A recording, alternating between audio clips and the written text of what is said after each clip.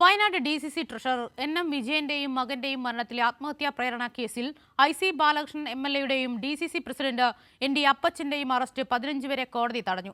ഒളിവിൽ പോയ പ്രതികൾ കൽപ്പറ്റയിലെ ജില്ലാ സെഷൻസ് കോടതിയിൽ നൽകിയ മുൻകൂർ ജാമ്യാപേക്ഷ പരിഗണിച്ചാണ് നിർദ്ദേശം. അറസ്റ്റ് 5 ദിവസത്തേക്ക് പാടില്ലെന്നാണ് കോടതി വാക്കാൽ നിർദ്ദേശിച്ചത്. 15-ന് കേസ് ഡയറി ഹാജരാക്കാനും നിർദ്ദേശിച്ചു.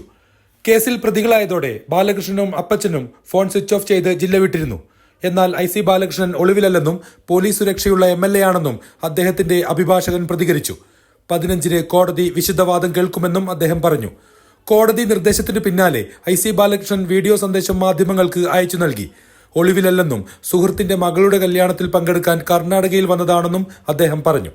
ജില്ലാ ട്രഷറർ NM വിജയന്റെ മരണവുമായി ബന്ധപ്പെട്ട് എൻ്റെ പേരിൽ ചുമത്തിയ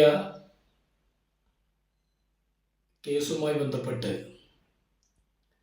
ഞാൻ ഒളിവിലാണെന്ന് വ്യാജ വാർത്തകൾ സാമൂഹ്യ മാധ്യമങ്ങളിൽ വന്നിരിക്കുകയാണ്.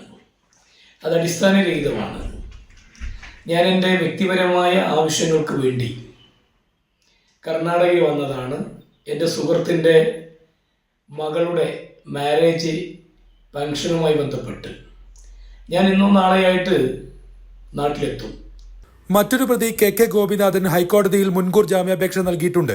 പ്രമുഖ നേതാക്കൾ ആത്മഹത്യാ പ്രേരണ കേസിൽ പ്രതികളായി വയനാട് വിട്ടതോടെ ജില്ലയിലെ പാർട്ടി സമാനതകളില്ലാത്ത പ്രതിസന്ധിയിലാണ്.